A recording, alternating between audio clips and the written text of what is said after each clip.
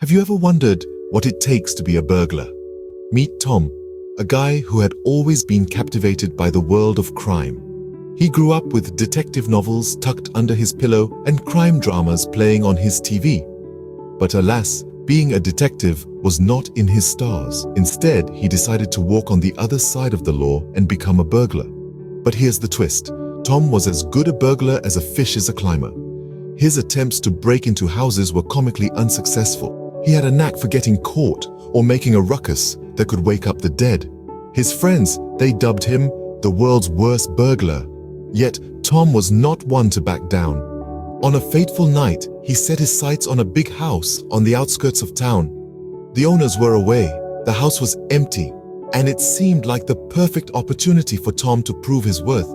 He parked his car a few blocks away, walked up to the house, and approached the front door. He tried to pick the lock, only to realize he'd brought a knife to a gunfight. His tools were no match for the sophisticated lock. Desperate, Tom decided to try the window.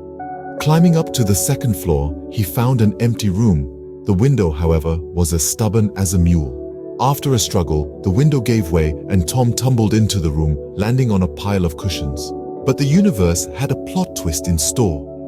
Voices echoed from the next room. Tom tried to blend into the surroundings, hoping for invisibility, but fate had other plans. The door opened and in walked a couple, staring at Tom, wide-eyed.